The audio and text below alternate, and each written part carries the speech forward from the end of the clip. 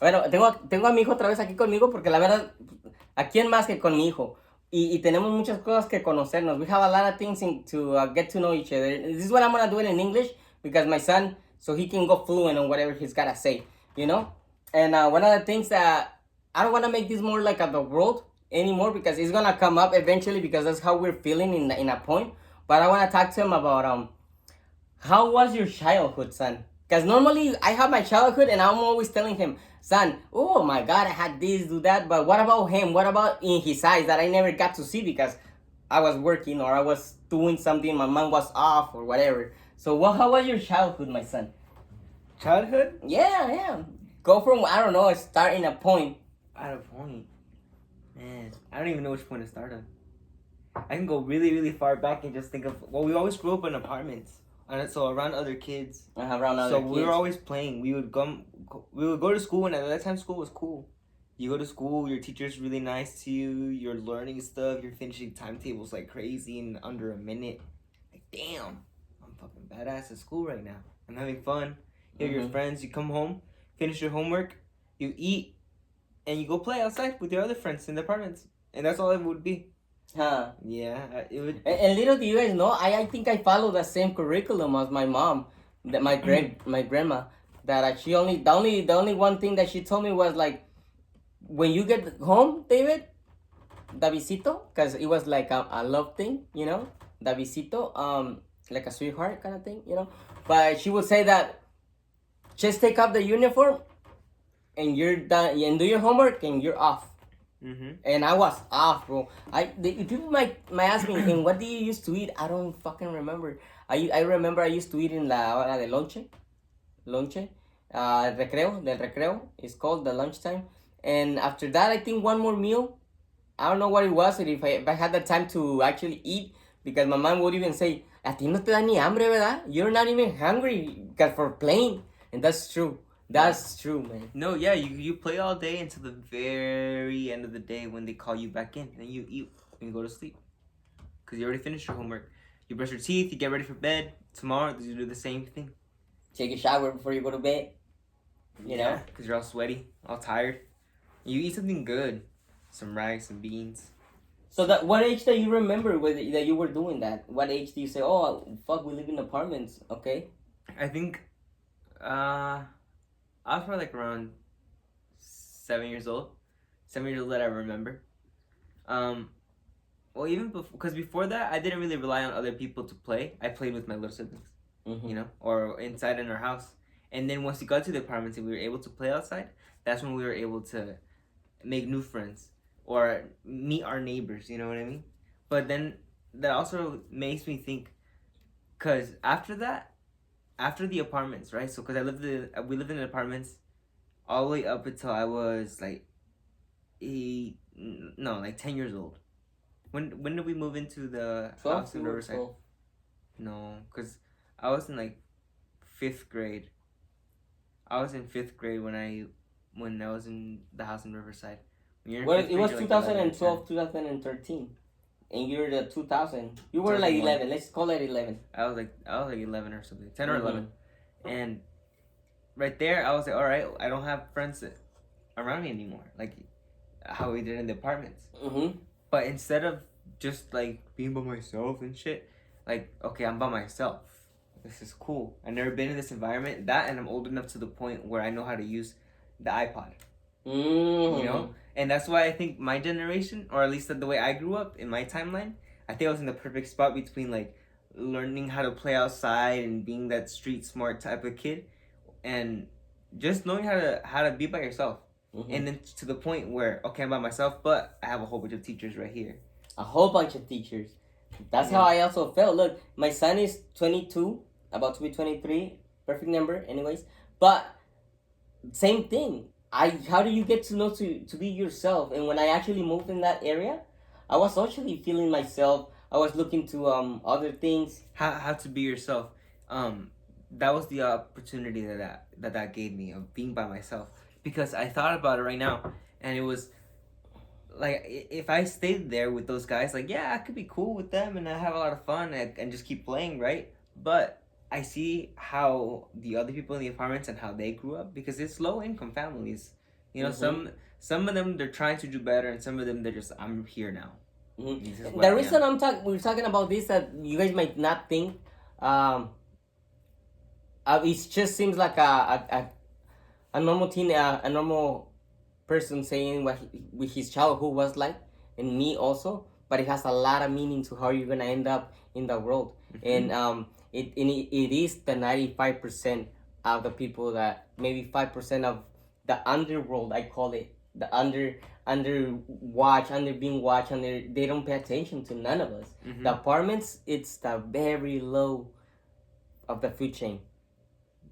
Yeah. And it's actually what makes the economy run. Yeah. Because that's how we've been triggered. I told my son, remember that movie, A Batman, The Riddler? How they put on, the Riddler wants to make everybody think that he's the king, he's the main guy, he's the powerful, he connects the thing on the TV. And the same thing that my son is telling me, I think it was around when we moved from the house to the apartment, you had a lot of kids in the little... Yeah. Like a vecindad. Dude, we would play BB gun wars. And just all throughout the apartments, there's a whole bunch of kids there, and we were just...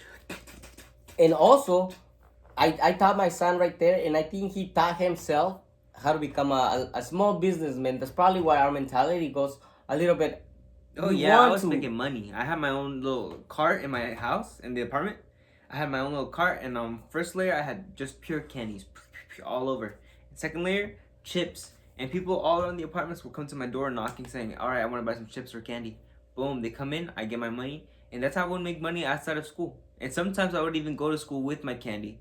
And I got in trouble in elementary school. I was getting in trouble for selling chips and candy. Look at these. The teachers that supposed to be promoting education, supposed to be promoting somebody. But my principal, so this is how the story went. I sold some candy to one of my friends. And, well, she went home with it. Where'd you get that candy? Oh, I bought it. From who? I bought it from Joanne. They're selling candy at your school like that? Like, students are selling... She's like, yeah. And, well, they didn't like that idea so much. So they called the principal, and they were like, yeah, there's a kid selling candy at school. She came home with some candy. I didn't allow that, so... Those Karens, you know? And I was like, oh. So I get called up, or they call my teacher. Oh, Joanne, they're looking for you at the office. Go ahead, grab your backpack and go. And everyone, ooh, Joanne, like Joan's gonna get in trouble. Of course, you know, this is a school. So there I am, grabbing my shit, acting normal, like, oh, nothing's gonna happen. Like, it's okay, it's whatever. And have my candy in my backpack in the front pocket. And I go up to the front, and it's the assistant principal that's talking to me. Her name is Miss Pearson, and she's like, so I know that you sell candy at school. It was just candy at that time at school. And I'm like, yeah, because she's bought from me before. Yeah. You know, Miss Pearson, she bought from me before. Yeah, she was a client. Yeah, she was a client. She was on the list. She's like, I know that, but we got a complaint today about one of the parents. And she kind of gave me the intention of, like, just, you're not allowed to sell, but just don't sell to them. Like, this is the, I'm gonna give you a list. It just don't, whenever you see them, cover it up. Just cover it up. Yeah. But she was like, this is not allowed. You know? And then I'm like, okay, sounds good. I won't sell them anymore. She's like, do you have them with you? And I'm like, yeah, they're in my backpack. Might as well. She's giving. Do you have peanut M&Ms? And I'm like, yeah, I do. Let me have 3 of them. And she pulls out and she gives me $6, bro. You see what I mean? She gave me $2 instead of 1 for each M&Ms. Great teaching, because I think my son at that point was like, I know that everybody's telling me not to. But this is somebody who has a power or something, or a knowledge. I'm in 4th grade. Yeah, look at this. I'm in 4th grade, and I still remember this to this day. Miss Pearson came in clutch. Yeah, because, bro, I see it. We experienced one time we were living at the house over there when the elotera was. Tell them. We were at our house, and you know the corn men, the eloteros. It was elotera. And she was just, we're talking to her, she's giving us our stuff, preparing up our chicharrones, our elotes. And then this truck comes that works for the city, and bro, right in front of us, they start grabbing her shit and putting it in the bag and throwing it all away. And I'm like, you guys are fucking assholes. Like, just think about this. This is what's happening with the government. How cold-blooded they are to come around and just say, I'm gonna go get her, fool. Because, yeah. Because you can. And in reality, you couldn't. You shouldn't. If I was back in my days right now, seeing that, I would tell the cop to fuck out because this is my house, and if I want her to I sell would have some, grabbed, like growing up Yeah. too. I think I would have grabbed the lady and put her over here. Hey, you can't cross our property. I don't care. She's on our property. We hired her. I don't care what you got to say. You can't take your stuff. Fuck off. You know, you're dismissed, Mr. City servant, public servant. yeah, guys, come on. We're supposed to be united, and instead we're dividing people. We're like, you can't do that. Now you can't do like, bro. Bro, Everybody's- that fool was Mexican too. We Yeah. were like, Oh, wow, fucking you're. Yeah, and I saw, bro, it's a broken heart right there, just to see one of your people. For what? What are they doing wrong? Because she's giving joy to everybody with that lote, bro. You should see how we run for them. Elotero. And now we can't even afford them, bro. Like, let's be realistic. $5 for an elote, bro. I can't do that. That's I just gas. saw a TikTok about a guy. He's a senior, I think, and he's saying like, I would love to what he said about something, but one of the things that it got in my mind was like, I would like to buy things to my granddaughter, go out, take her out, buy her an ice cream, buy her this and that, but I can't even do that because everything is so expensive nowadays. The inflation of food and everything, bro, it's skyrocketed. So let's have that in consideration right there. Also, when you were doing that transaction of money or making your little store, what happened to you as a child? What were you thinking? Did it help you? How did it benefit you? I mean, I was making money to the point where I can buy myself a PlayStation, and I did buy myself that PlayStation. So it was cool seeing that, oh, I'm a little kid and I'm doing this already. I can earn up my money. I can start my own little business. And I think that at least opened my mind up to that perspective of like, I can do that. I can go and make money if I want to. It might not, and at that time, that's how I knew how to.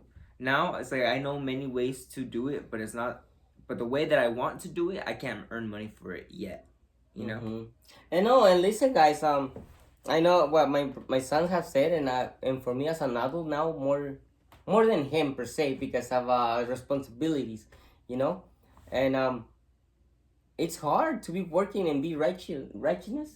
Mm-hmm. Righteousness because Righteous. Because bro, everybody's stealing everybody. It's a rat eat rat. It's a rat eat. Yeah, it's terrible. Like, just put it this way: what all these artists were doing, it was just to make their money. In any of their song, they thought, "What if I sing this song? It's gonna project this, and I'm gonna hurt these kind of people." Mm-hmm.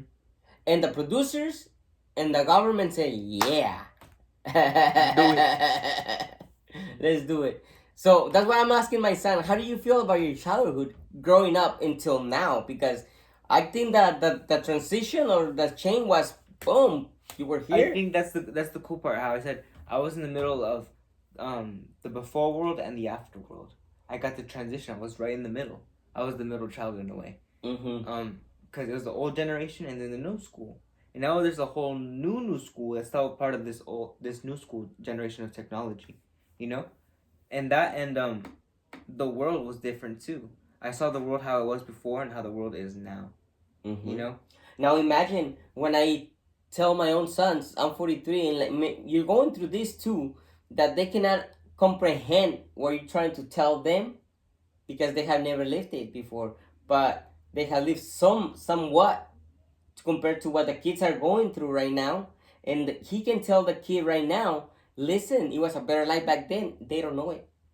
They don't know what it was like, They would find it boring or dumb. Or dumb. You take an iPad from the kid and he's like, what am I going to do? What am I supposed to do? Where should I go? What? Tell me. Throw a rock. Literally, talk to a rock. They don't even know how to talk to a rock. Throw a rock. Hit a rock. Go hit something. Yeah. And I tell my kids the difference. I even feel sorry for my own kids saying like, oh, mijo, I know you have fun, but bro, let me tell you, over there, 10, 12 a.m., they had to call us back in to come to eat or to just come home. Yeah, because, see, when you tell me that, I'm like, yeah, but we had that too. It's just that we had other things to do as well that we were able to do. Like watch TV, bro, in color with Netflix. We come back from school and now we're gonna watch our TV whenever we want.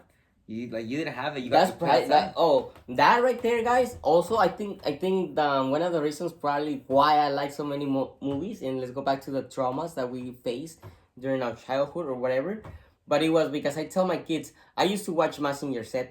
I used to watch the Thundercats. I used to watch so many, but at the end of the day, I never watched most of them because I didn't have a TV. You know, I didn't have a TV, so that's why I was all day playing around. Mm-hmm. But sometimes, if I wanted to go watch TV, I will try get the channel right on the TV, go up there move the antenna in the roof, you know, and sometimes it wouldn't work, so might as well just go play. But it would be like gold having a TV and be able to watch a show, you know. And now that's what I see now. My son sees that thing, like, you know what, I don't want to play now, I'm gonna watch a movie, a show. Or I can go on the internet and search up on YouTube stuff, or I can go and draw, or I can go and play a video game on my PlayStation. Mm-hmm. You know, those things were the luxuries that and for I don't need to play all day outside. I can play inside too. And like him and I, like, bro, let's go back to how you grew up. And a lot of the rich people, they have the money to actually hire somebody to educate your kids in a ways that might not be in about love, but it's a skill set. It's something for you to know that it will feed you. And in the low bottom thing where we at, then nobody has anything to teach us. Nobody has anything to teach us but the rat eat rat. What do you say? Yeah. You know? Rat eat rat world. Yeah. Nobody, not even your friends. When you're a little kid, not really your friends have much to teach you unless you're out there and your parents are actually out there trying to make you do better. Because a lot of the kids that you grew up with in the apartment complexes, like, they don't, I don't know, they're just playing. They're kids and their parents don't really care to teach them something because they're in their own shit all the damn time. I tell my own kids, mijos, I'm pretty sure you probably think that I know it all or that I know how to work, bro. I'm still learning, you know, and a lot of things that it got me. Same thing with my son. I used to see my son going in his YouTube videos and going through learning how to draw, you know, and I did the same thing, but more like labor, more like how to do a sprinkler system, how to do a patio, how to do this and that, how to detail a car. And I did a lot of companies, small companies, not big companies, of course, but that YouTube channel, it's priceless unless we start making it dirty and, well, you decide, you know. But as a child who I get what he's saying, that yeah, he had that pressure, what was that? That luxury. Mm-hmm. Having to go play, and I'm gonna kick it and watch TV. Oh, you know what? I'm gonna learn how to draw, or you know what? I'm gonna search something up real quick before you got to go to the library. Mm-hmm. Yeah. Yeah, right there and then. Yeah, your own teachers, your own friends on your computer. Like, in reality, those were my friends. When I was alone, it was my family and my friends online, and those were my teachers that I learned how to do everything. Whether it be storytelling in a YouTube video, or I even had to make a YouTube video. I started making YouTube videos on my iPod alone. And yeah, it all starts from there, because I knew that, or now I guess I look back and I know that those kids that I could be hanging out with in those apartment complexes, like, they could end up being cool people. I'm not saying that they end up being bad, but no. There's a limit to how much I would have grown if I was still with all of them and stayed in that place, rather than just separating and having the luxury of being in my own home and in my own space, which is my desk and my laptop and my iPod, and, you know, or in my room.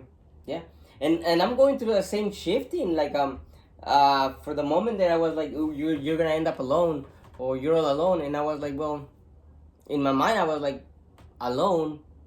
That's what I need to be alone, because none of these people, none of my friends have anything to teach me but a bad shit, you know. And whatever I have learned from them, I got it. That's it. I cannot continue here, you know. And many out there of us, we're struggling with the same situation because we're hanging out with the same friends, with the same language all the time, with the same you can't do it. Because I went through the same thing. They won't let you come up to the surface where you actually gotta open your eyes and see what's going on. See the light, you know.